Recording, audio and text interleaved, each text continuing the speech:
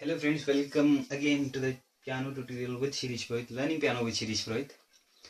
आज हम सीखेंगे अभी तक हम सीख चुके हैं कि इस कीबोर्ड का नाम क्या, इस कीबोर्ड के नोट्स को नेमिंग कैसे करनी है, स्केल्स क्या होते हैं, कॉर्ड प्रोग्रेशंस क्या होती हैं. Now comes the important part जो अक्सर लोग प्ले करते हैं, वो है how to create the melody of a song. किसी गाने की कॉर्ड्स हमें पता चल जाती हैं, उसकी मेलोडी कैसे क्रिएट करें. ये बहुत इंपॉर्टेंट पार्ट है और बहुत प्रैक्टिस से आएगा. एक दिन की बात नहीं है, 2 दिन की बात नहीं है, हफ्ते की बात है. आपको सिर्फ एक काम करना है, अपने कानों को ट्रेन करना है कि वो ये समझ सकें किस नोट से कौन सी वॉइस आएगी. Simple as that. ट्राई करते हैं. बहुत सारे तरीके हैं. पहला तरीका हो सकता है, आपको इनके नाम पता है, C D E F G A B and sharp, C sharp, D sharp and all. आप क्या करें, गूगल पे सर्च करें piano notes of a particular song. Suppose आपको कुछ होता है प्ले करना है, आप सर्च करें पियानो नोट्स. वहाँ पे लिखा रहता है G तो होता ही नहीं ना, सॉरी, C D G कुछ आ जाएगा. आप उस सीक्वेंस में प्ले करेंगे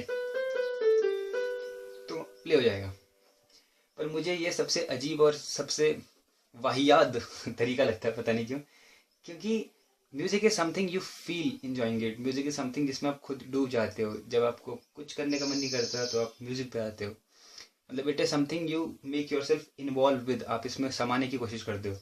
तो ये कोई रटने की चीज़ नहीं है यार कि आप सामने नोट्स देखे और हाँ उनको प्ले किया, देख देख के, हाँ ये 1 है, ये 2 है, ये 3 है, ऐसे प्ले किया. इससे ना आप खुद कुछ सीख रहे हो, ना कोई आपको कुछ सिखा रहा है. आप सिंपली एक रटी हुई चीज़ आगे फॉलो कर रहे हो. तो ये तरीका सिर्फ तब यूज़ करना जब आपको लगे कि आप अच्छे म्यूजिशियन नहीं हो, तो क्यों ना नेट से देख के सीधा बजा दिया जाए, प्ले कर दिया जाए. दूसरा तरीका हो सकता है, इनफैक्ट ये तरीका उससे थोड़ा ज़्यादा अपग्रेडेड है, थोड़ा ज़्यादा इनोवेटिव है. आप किसी भी गाने की कॉर्ड्स फाइंड कर लें.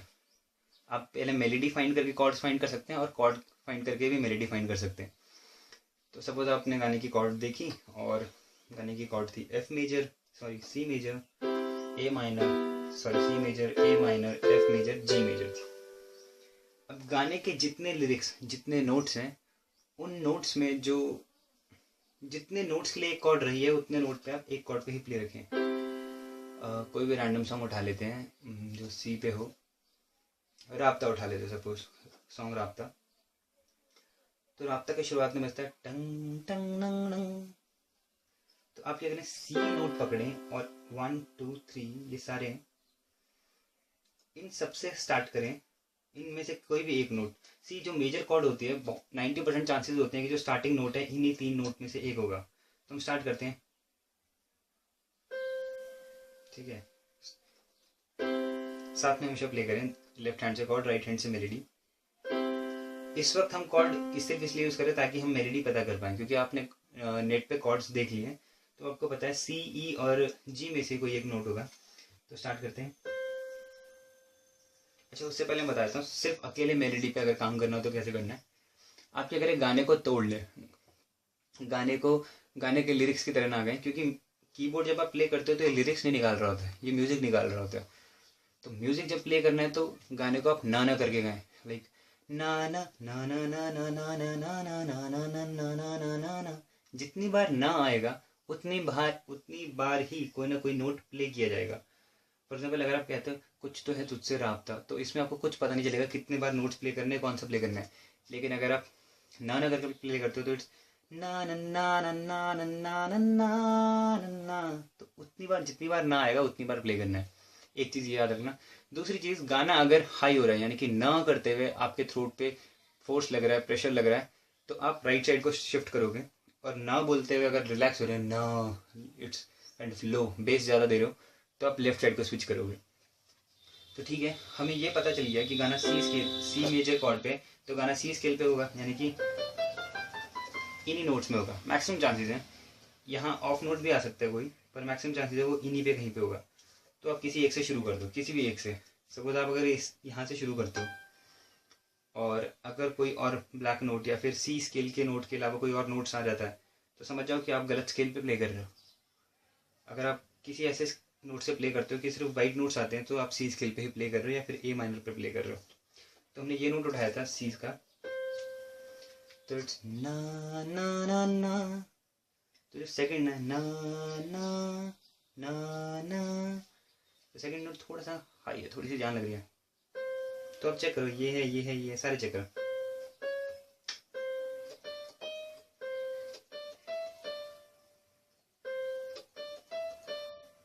ये शायद कान को सही लगे कि हाँ ये शायद सही है, पर आप तब तक चेक करते हैं जब तक परफेक्शन ना मिले। Perfection is this.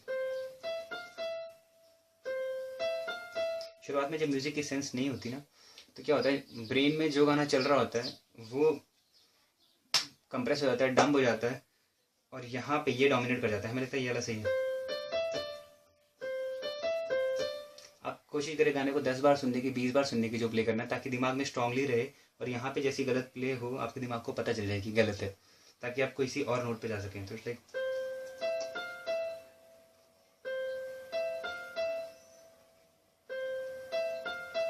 नेक्स्ट में हाई हो जाता है मेरे ख्याल से। तो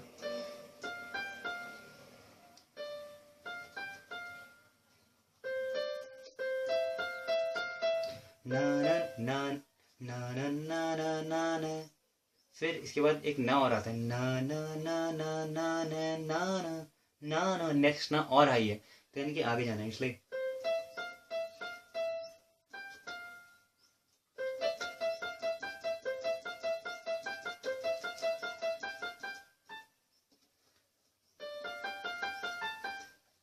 तो यहाँ पर मैं सिर्फ ये समझाना चाहता कि आप न करके गाने को गाएं, और न पे अगर फोर्स लग रहा है तो वो राइट साइड होगा, नहीं होगा, अगर नहीं लग रहा तो लेफ्ट साइड होगा।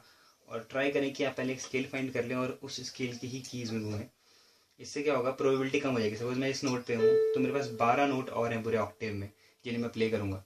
अगर मेरे को पता है ये स्केल कौन सा है तो सिर्फ 7 नोट और है जिनको मैं प्ले करूँगा।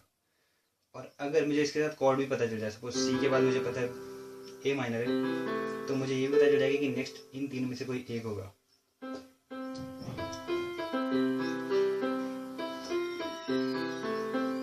तो अगर आपको कॉर्ड्स पता है तो कॉर्ड्स पता करके हम एक्चुअली क्या करें, और ज़्यादा नोट्स कम कर रहे हैं ताकि हम उन्हीं नोट्स पे घूम सकें। पहली कॉर्ड नोट सी है तो सी से शुरू होगा। जहाँ पर गाने में F chord, A minor chord आ रही है, तो इन तीनों में से कोई एक नोट होगा। ज़रूरी नहीं है, हो सकता है कोई और नोट और साथ में ये वाला नोट आ रहा हो, पर पॉसिबिलिटी है इन तीनों में से कोई एक हो या इन्हीं के आसपास हो। जैसी एफ कॉर्ड आती है तो एफ नोट पे गाना स्विच कर जाता है, यानी कि एफ कॉर्ड का कोई एक नोट आ जाएगा। सिमिलरली जी आएगी तो जी कॉर्ड का एक नोट आ जाएगा। तो आप राइट साइड पे कैसे भी मेलोडी क्रिएट कर सकते हैं। दूसरी चीज़, सपोज आपने यहाँ पर मेलोडी फाइंड कर ली किसी स्केल पे और आपको कॉर्ड नहीं पता चल रही है, तो क्या करें? फिर क्या करो आप, सपोज आपने गाना फाइंड किया या आपने खुद ही फाइंड कर लिया, अब आप परेशान कि गाना इस नोट से शुरू हुआ है, तो इस नोट से तो कॉर्ड बी मेजर शुरू है।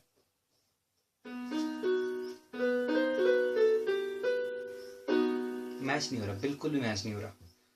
तो आप क्या करो, वो सारी कॉर्ड देखो जिस कॉर्ड में ये नोट आता हो। एक तो बी मेजर में एक नोट आता है, बी माइनर में आता है, फिर प्ले करो, नहीं मैच हुआ। एफ में ये नोट आता है, नहीं आता, और इसलिए मैच भी नहीं हो रहा। वैसे एफ में ये नोट आता है और ये नोट आपने प्ले किया फर्स्ट के बाद, तो प्रोबेबिलिटी थी कि ये कॉर्ड हो, पर इस वक्त ये नहीं है क्योंकि मैच नहीं हो रही। आप क्या करो, फिर जी प्ले करो क्योंकि जी में भी ये नोट आता है।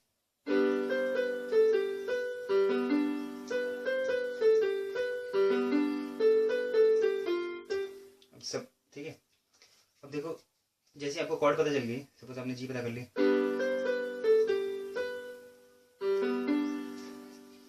Now next important thing is G का कॉर्ड प्रोग्रेशन आपको पता होना चाहिए। मैंने पिछले लेक्चर्स में बताया कि क्या है उनका प्रोग्रेशन। तो जी का होता है जी, डी, ई एंड सी। तो आप क्या करो, पहली कॉर्ड के बाद कोई भी प्ले करने की कोशिश करो। सॉरी, यानी कि ये कॉर्ड कौन सी हुई, ई माइनर, यानी कि पहली कॉर्ड जी है, दूसरी कॉर्ड ई माइनर है, नेक्स्ट कॉर्ड पक्का सी है और उसके बाद डी है, क्योंकि हमारा प्रोग्रेशन ये कहता है। गलत भी हो सकता है, डी और सी भी हो सकती है, ऑल डिपेंड्स की म्यूजिक कैसे कंपोज किया गया है। पर जनरली पहली कॉर्ड जी है तो जी का नोट आएगा, दूसरी कॉर्ड ई है, सी सेम नोट, तीसरी नोट मैंने सी कहा,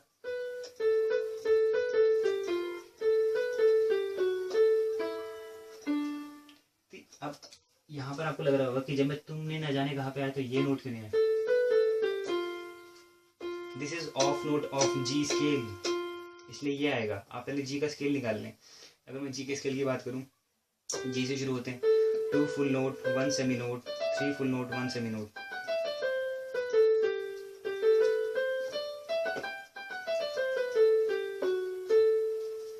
सी गुड।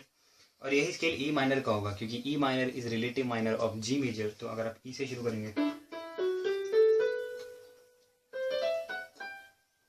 ये ई माइनर का स्केल कहलाएगा। तो आप राइट, तो आपके पास 3 ऑप्शंस बने दिए। पहला आप नेट से खुद पियानो नोट्स देख लो, दूसरा आप नेट से कॉर्ड्स देख लो, और इन कॉर्ड के आसपास ही यहाँ पर नोट्स घूम रहे होंगे, और जो पहली कॉर्ड होगी वही स्केल होगा। तो 7 नोट आपके पास यहाँ होंगे और कॉर्ड के 3 नोट होंगे। तो इन 7 में से ये 3 यहाँ पर प्ले करके, और न वाले कंसेप्ट से फोर्स लग रहा है तो राइट साइड और लेफ्ट साइड स्विच करके आप गाने की मेलोडी क्रिएट कर सकते हैं, या फिर आप खुद ही गाने की मेलोडी क्रिएट कर लें और वहाँ से कोई भी पहली कॉर्ड फाइंड कर लें। हमने यहाँ पर पहली कॉर्ड फाइंड की थी, सारे वो कॉर्ड्स प्ले करके जो इस नोट को इंक्लूड करते हो। इसमें हमारे पास ए माइनर भी था, नहीं ए माइनर नहीं था, जी था। तो हम जी का कॉर्ड प्रोग्रेशन पता कर लेंगे और फिर मेलोडी निकालना भी आसान हो जाएगा, नेक्स्ट कॉर्ड पता करना भी आसान हो जाएगा। शायद ये थोड़ा सा और कंफ्यूजिंग हो, शायद ये समझ ना आए हो। समझ नहीं आया तो प्लीज़ कमेंट करके मुझे बता दें, मैं कोशिश करूँगा आपको अच्छे से समझाने की। Do comment, do like, do subscribe, और कोई क्वेरीज हो प्लीज़ पूछिए, मैं ट्राई करूँगा हेल्प करने की। नेक्स्ट में हम सीखेंगे, देखते हैं क्या सीखेंगे। Thank you.